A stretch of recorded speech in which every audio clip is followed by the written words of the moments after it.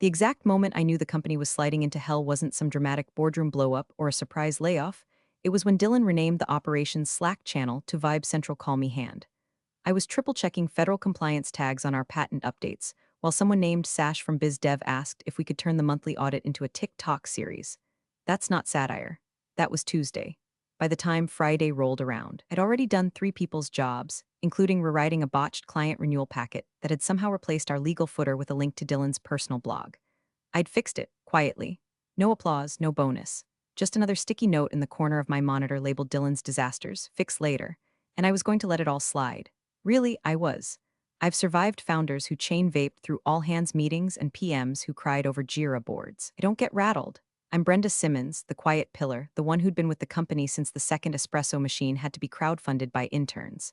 I built the back-end infrastructure, filed the early patents, even personally escorted the first compliance auditor out of the building when he tried to flirt with our CTO. You want things to stay afloat? You call me. I don't need a podium, I need version control and 2 monitors, and maybe a little love. So hey, if you're enjoying this already, and you're one of the 90% who listen without subscribing, go ahead and tap that button. Like it too. It honestly helps the team a lot more than you think. Now, back to our regularly scheduled descent into chaos. When Dylan took over, it was like someone had unleashed a swarm of startup cosplay influencers into a company that used to actually do things. Overnight, company culture pivoted from measured and methodical to let's circle back on that and move fast, break things, ghost the client. Dylan was 27, technically CEO by bloodline, not by merit. His father, Greg, our original founder, semi-retired after the Series C funding, handing the crown to his son like we were in some tech monarchy and not a living, breathing machine of deadlines and legal liability. Dylan didn't hate me. He just didn't see me. To him, I was legacy software, useful but outdated, part of Dad's era. He brought in new blood, a woman who once hosted a podcast called Brand Witch, a guy named Tyler who wore a beanie in July and ran strategy decks using emojis instead of data, and a chief of vibes. I wish I were kidding. My title, founding technical officer, meant little in the land of unlimited PTO and kombucha tap, but I still did the work. I was the bridge between engineering and legal, product and policy. I kept the patent filings clean, the documentation pristine, and the servers upright. When they needed me, I was a godsend. When they didn't, I became furniture. The kind you bump into during a keynote speech and pretend isn't there. I didn't complain. I didn't escalate. I kept notes. I had a digital folder labeled CYA and a private Slack channel with no members but me, where I logged every red flag, every NDA Dylan forwarded to interns for fun, every botched compliance export with my initials still at the bottom. I've seen tech bros implode under less. I was just documenting the trajectory. Meetings became theater. Dylan loved to pace while talking about disrupting our verticals. He once said we were going to make compliance sexy, which was rich coming from a man who thought SOC2 was a new crypto token. I sat in the back, eyes half-lidded, pen in hand, correcting his terminology in my notebook while the interns clapped at his metaphors. I didn't even bother correcting them anymore. It wasn't ignorance, it was performance. But under the surface, I felt something tightening, like the bolts holding the ship together were rusting from the inside. The sales team kept using expired pricing models.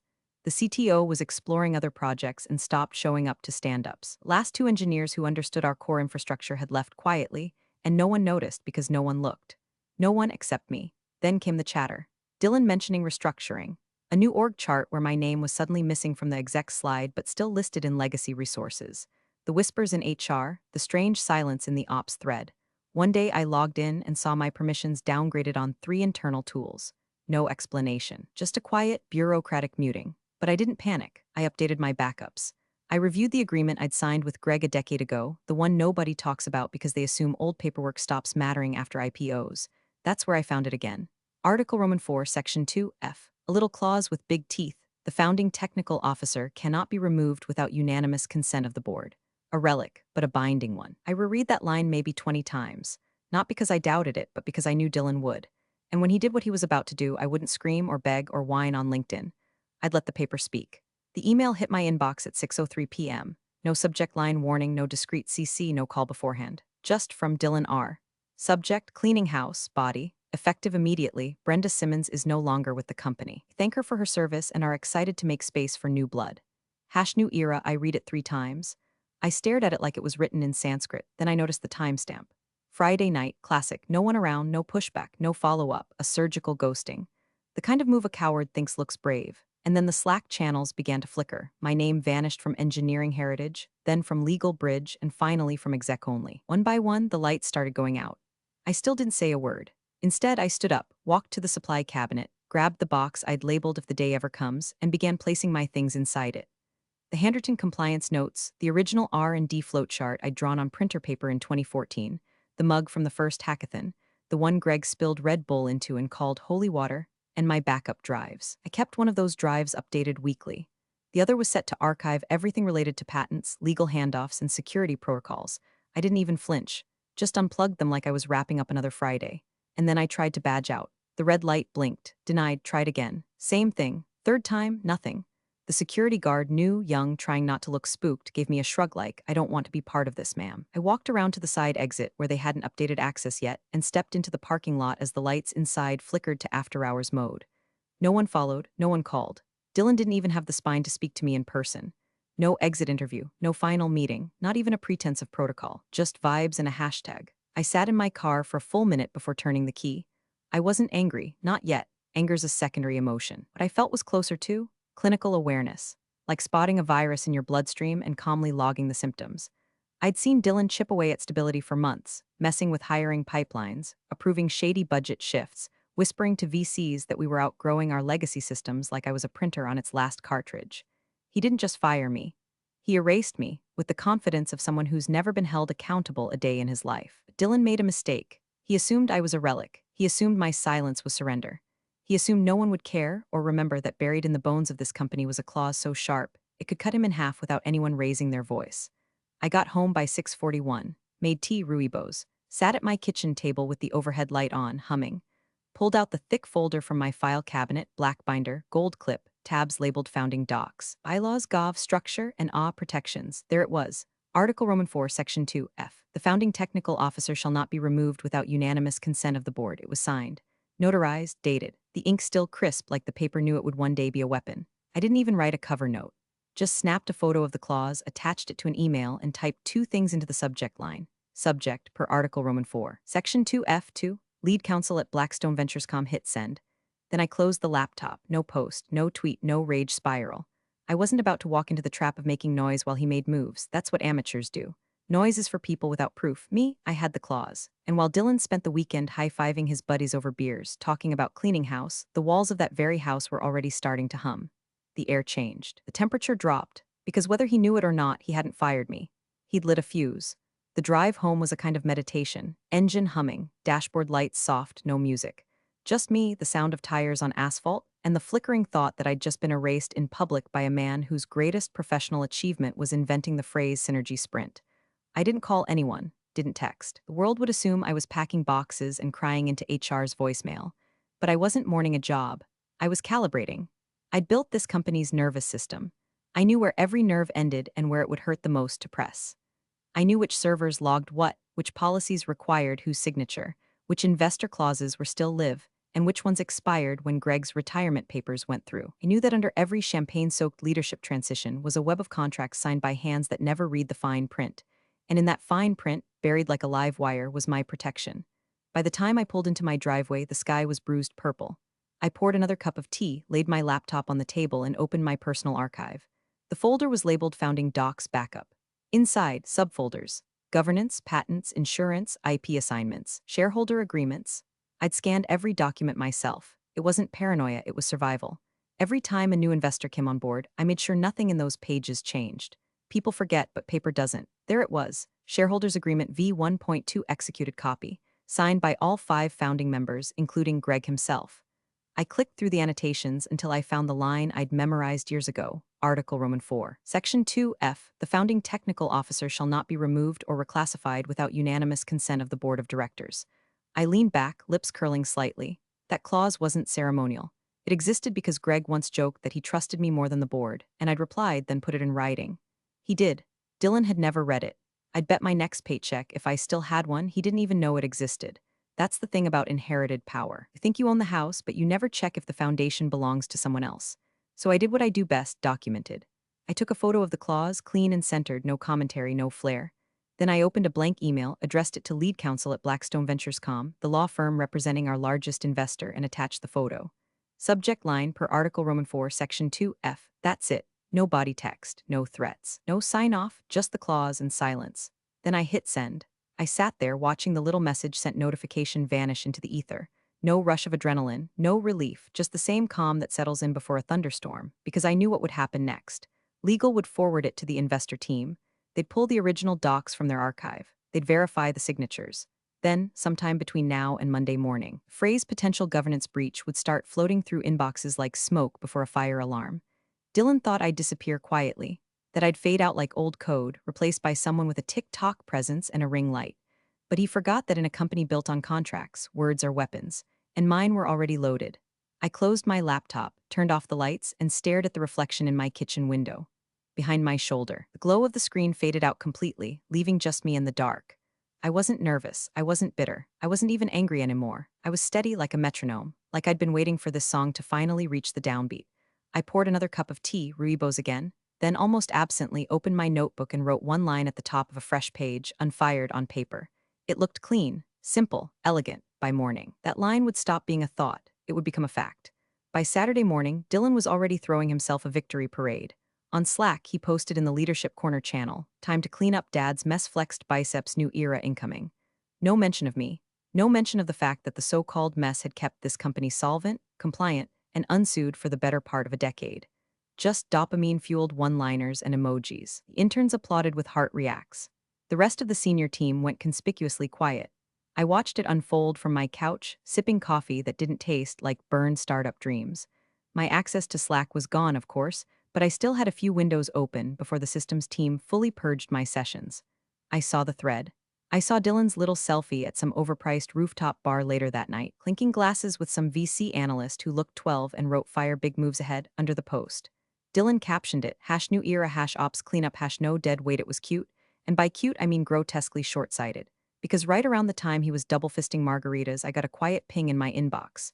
The read receipt from the law firm. Someone had opened the attachment. The clause had been seen. Then nothing. No reply, no call, no CC thread.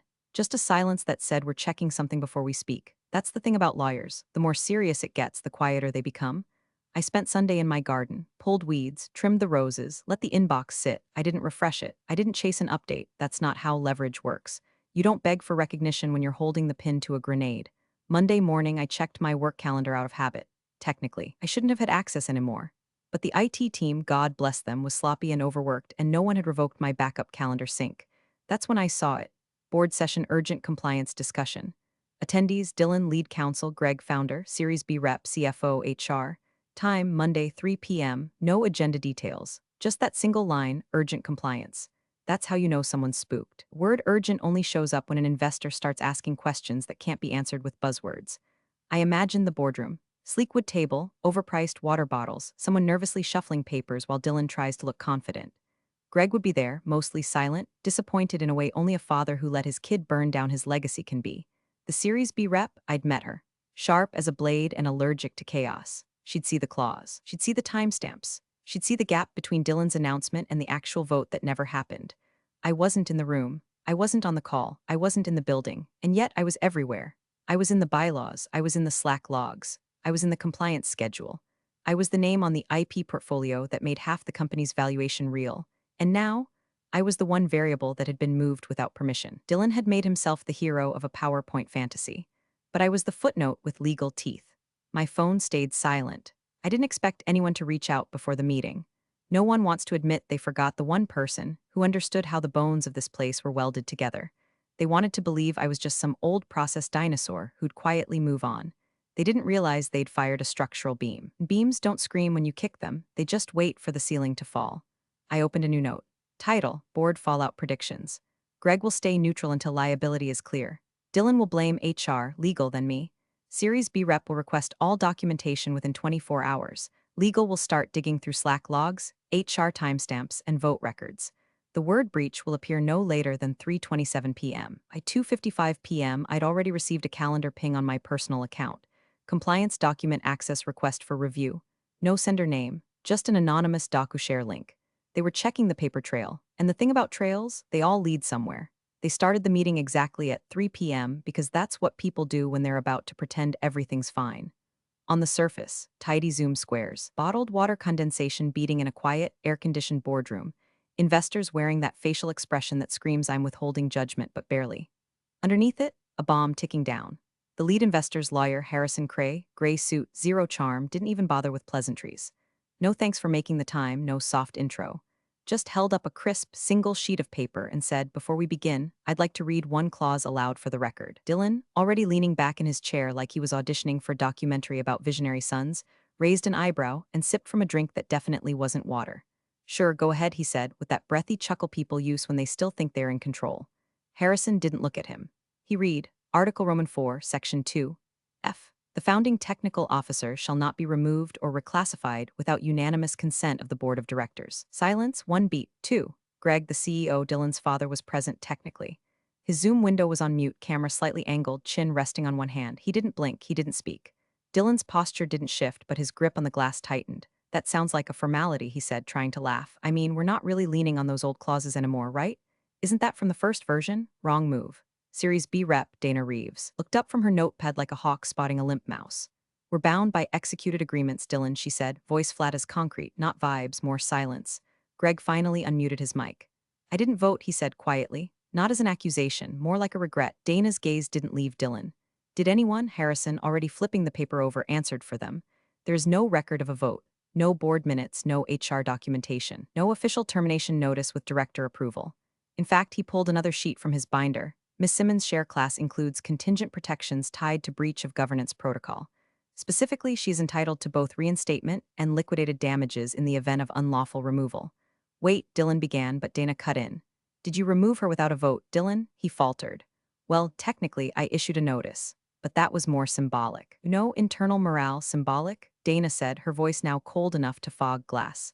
Dylan shifted again, trying to reach for confidence like it was a misplaced remote. I mean, we're in a transition period. We needed agility. We needed to act decisively. You needed a vote, Harrison said, not looking up, and you didn't get one. The weight of it started to settle. Brenda's absence, quiet, unacknowledged, was suddenly a canyon in the room. Her chair sat empty. She was everywhere, in the documents, in the infrastructure, in the language of the clause. She was the room's ghost, haunting them with paper and process. One of the junior board members glanced at their phone and tried to subtly edge it off screen.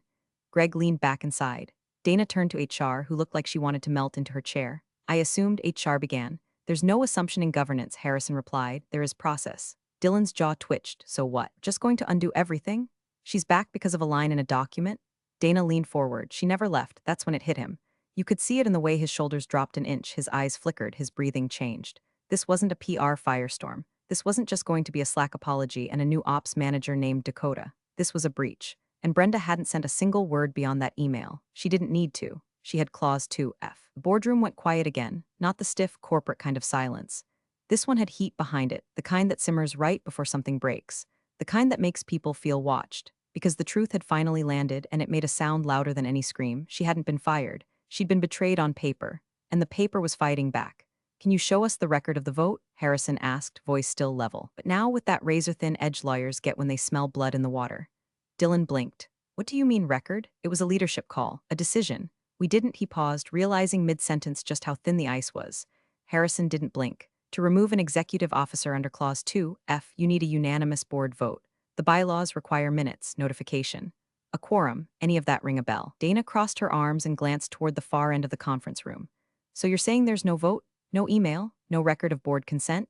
Dylan opened his laptop and started clicking furiously, as if somewhere, buried beneath a dozen browser tabs and half-written emails, there might magically appear a PDF that could save him from himself. Look, I sent the termination notice to HR. That's protocol, he said. They were supposed to document it. Everyone turned to the head of HR, Marla, who looked like someone had just dropped a live scorpion in her lap. We received an email after hours on Friday, she said carefully. It just said, remove Brenda Simmons from the org chart, deactivate her access. No mention of board review, no supporting documentation, no termination packet, nothing signed. The CFO, who'd been silent until now, leaned forward. That doesn't meet any of our compliance standards. That doesn't even meet basic decency. Zoom chat started popping off in the corner of the call like popcorn in a microwave. One director messaged, did you approve this? Another, we need a risk assessment today. Then another, this is exposure, major exposure. Someone muted their mic and stood up, pacing just off screen. You could hear a chair squeak, a door open. Panic was seeping in now, slow, like carbon monoxide. Dylan tried to hold the line. Come on, we're getting lost in semantics. The point is, we're moving forward with new leadership. Legacy roles had to be, Greg's voice came through, unmuted for the first time in 20 minutes. Stop calling her legacy. The words hit like a slap. Greg, once Dylan's biggest champion, now sounded like a man ashamed of his own creation. She built the protocols you're now violating, Greg continued. She signed off on our first 5 patents. She's the reason this company even survived the early audits. Don't reduce her to a line item you thought you could delete. Dylan's screen flickered slightly, camera lag, or maybe just nerves. He swallowed. Dad, I didn't vote, Greg interrupted. None of us did. You moved without authority. That's a governance breach, son, and you know what that means. Silence. Not the stunned kind from before, this was heavier. Final. Arla shifted in her seat.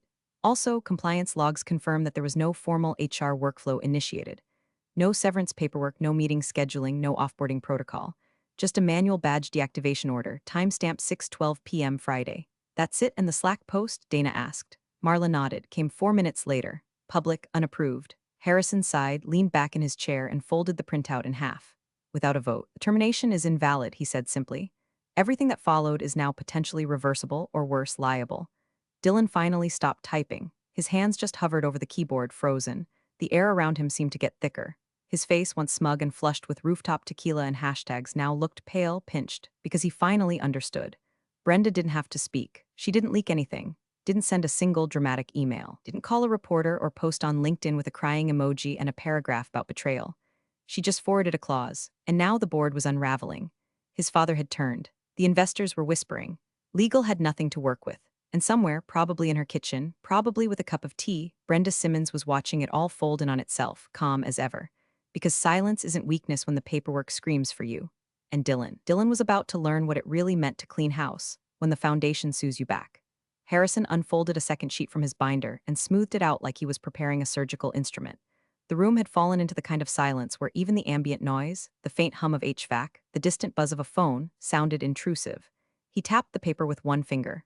There's more, he said. This isn't just about reinstatement or invalid termination. Her removal without proper board procedure constitutes a material breach of the governance agreement signed during Series B. Specifically, it violates the key personnel clause. Dylan blinked, still rooted in place, like if he didn't move, maybe the hole he dug wouldn't collapse all the way in. Dana looked up. That clause is tied to our insurance covenants. Harrison nodded. Correct. Miss Simmons is listed explicitly under Schedule K as a key risk officer. Removing her without transition protocol or a qualified interim triggers a compliance notification to the insurer. Meaning what? Dylan croaked. Meaning, Harrison said, that our directors and officers' liability coverage may be suspended pending review. And if they find cause, that exposure becomes personal. A dull sound echoed as someone set their water bottle down a little too hard.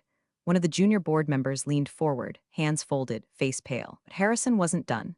In addition, he continued, flipping to yet another sheet. Her equity package contains a clause added post-series as part of a risk retention incentive. It states that any involuntary removal deemed unlawful under company bylaws triggers immediate 100% vesting of remaining shares, plus a liquidation event multiplier if litigation is required. Dylan's mouth opened, then closed. No sound came out. Greg spoke next, his voice low, gravelly. That clause was mine. We added it because we knew someday someone would forget how this place was built. It's not just the shares, Harrison added, unflinching. We're talking about intellectual property she contributed to, directly or indirectly. If her removal is invalid, we may not be able to use any new filings or product rollouts initiated post-termination without her consent. Dana leaned back in her chair like she needed to look at the ceiling to process what was unfolding. We'd need her signature for retroactive patent clearance, she murmured. And if this gets flagged in audit, the insurer will pull forward everything from Q2. The CFO, who had stayed quiet through most of the meeting, finally stood. So we're not just exposed legally. We're exposed on valuation. He turned to Dylan. What do you think happens if this hits the LPs? If the audit log shows we removed a named key officer without a vote, without process, without even a paper trail? Dylan looked like someone had pulled the floor out from under him and replaced it with a spreadsheet printed in red ink.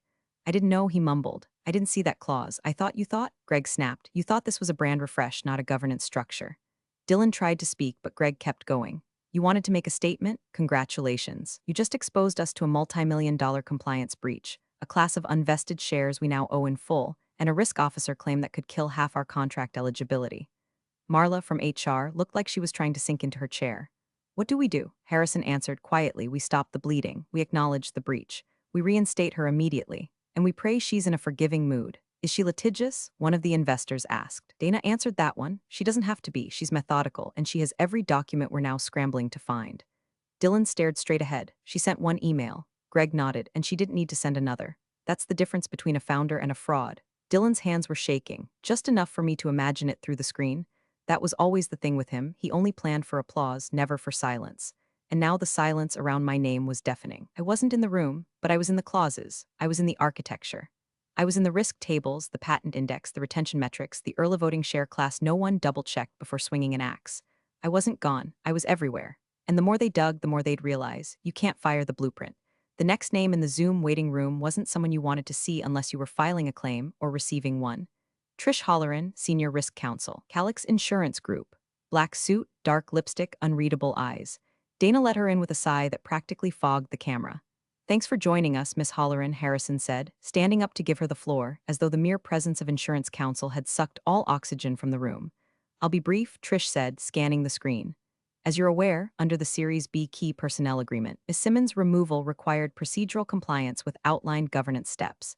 As of this morning, we have not received confirmation of those steps. Dylan leaned forward, voice strained. Look, it was a Friday decision. Things move fast in startups. We didn't think it would trigger this level of response. Trish didn't blink. You didn't think it would trigger an insurance clause you signed under indemnity obligation?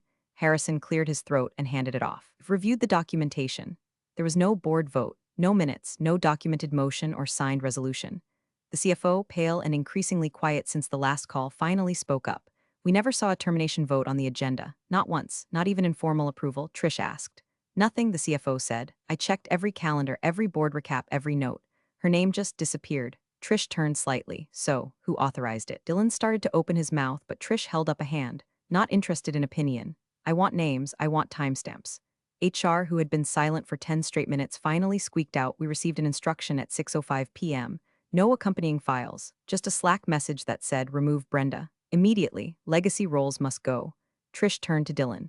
That message came from your account. It was a policy shift, Dylan said. I was acting in a leadership capacity. You were acting in breach, Trish snapped. This isn't a reorg, this is non-compliance. Dylan pointed weakly toward HR. They should have confirmed with legal before executing. Marla snapped her head up. You told us it was pre-approved by the board, that the lawyers had reviewed it. You said, quote, I'm not asking for feedback, just handle it. Dana looked like she'd just aged 3 fiscal quarters in one meeting. She turned toward Harrison, her voice dangerously flat. If our D&O policy is suspended over this, how much exposure are we looking at? Harrison rubbed his temples, high 7 figures, and that's assuming Brenda doesn't file a suit. She won't, Greg muttered. She doesn't have to because I wasn't there. I wasn't screaming or emailing or grandstanding on Twitter. I hadn't even sent a follow-up. I'd sent one email, and they were bleeding out because of it. Every silence was now haunted by my absence. My name didn't have to be on the call log to dominate the conversation. I was the uninvited guest standing behind everyone's shoulder, built into the bones of the system they were now trying to pretend I'd never been part of. But the system remembered, the architecture remembered, the insurance remembered. Trish tapped her pen on the table. My team will be issuing a hold on coverage until our internal review concludes. In the meantime, any contracts executed under the pretense of Brenda Simmons' removal will be considered conditional and subject to retroactive rejection. That includes, she paused for emphasis, all contracts tied to IP development post-Friday. Dana inhaled sharply. Jesus. No, Trish said, just governance, Harrison sighed. Next step is reinstatement protocol. Immediate, retroactive, with full acknowledgement of error and damages, asked the Series B rep, now visibly distressed. That depends, Harrison replied, on whether Brenda wants blood or just boundaries. Greg folded his arms. If you'd asked me 3 days ago, I'd have said she was the most reasonable person in the company. Dylan slumped back in his chair, sweating through his button-down. His empire of hashtags and brand resets was burning in slow motion, and there wasn't a bucket in sight. Because when you build a castle out of ego, and forget the engineer who designed the foundation, you don't just risk collapse, you guarantee it, and I hadn't even needed to show up. The boardroom was as quiet as I'd ever imagined it, quieter than any silence I'd heard in my years inside those walls. No typing, no throat clearing, no calendar pings, just that slow, dull dread settling over every chair, one by one. The kind of silence that means consequences have arrived, and they brought receipts. Harrison stood now. No theatrics, no raised voice, just holding the same piece of paper he'd introduced back in Part 5 like it was the 10 Commandments carved in litigation-grade stone. He glanced down at it once more, then looked around the table. His voice, low and final, per Article Roman 4, Section 2, F of the shareholder agreement, the founding technical officer cannot be removed or reclassified without unanimous consent of the board. so I'll ask. For the record, who voted? The room stayed still. A junior board member blinked, then lowered their eyes to their phone. Another rubbed the bridge of their nose like they were trying to erase themselves from existence. The cursor blinked on Dylan's screen. He didn't move. Finally, Greg unmuted. His face looked older than it had last week, paler. Like watching this unfold had aged him in real time. I didn't, he said. One sentence. No elaboration. Dana turned her head slightly, as if checking the air pressure had suddenly changed. The lead investor, who hadn't spoken since the insurance council logged off, shook his head. Neither did I, he said. Not then, not now. Harrison nodded. Then her removal is invalid. He turned toward the board secretary, who looked like she might pass out. Note that for the record, termination was unauthorized. Brenda Simmons remains the founding technical officer, effective continuously, and under the terms of her equity clause, she is now entitled to immediate vesting of all remaining shares plus statutory damages. He let that sit for a breath, then added like a final nail into wet cement, this constitutes breach. You could hear Dylan's world collapse behind his eyes. The breath left his lungs like a tire going flat. No one moved to defend him, not HR, not Greg, not Dana, not even his own damn Slack channel. Greg glanced down, then quietly shut his laptop. Dana simply said, I'll schedule a vote for temporary suspension pending review. Dylan's voice, when it finally emerged, cracked under the weight of its own irrelevance. You can't be serious. This is just paperwork. It's outdated. Harrison didn't even turn to face him. It's governance, he said, and it's binding. There was no dramatic outrow, no HR escort, no gasping crowd. Just a slow administrative decapitation, the kind that doesn't make headlines but ends careers all the same. While they scrambled to draft reinstatement language, notify the insurer, and lock Dylan out of financial systems, I was at home. Laptop open, tea warm. At 6:12 p.m., I received one notification. Systems your company access has been restored. Message from IT, welcome back. No emoji, no exclamation point, just a line of code and consequence. I logged in. Everything was still there. My documentation folder, my admin permissions, my Slack archive with Dylan's Friday message still timestamped. And at the top of my bookmarks bar, a folder labeled Phase 2, I clicked it open. Inside, notes, logs, timeline estimates, contingency plans, not revenge, just reality, preloaded and timestamped.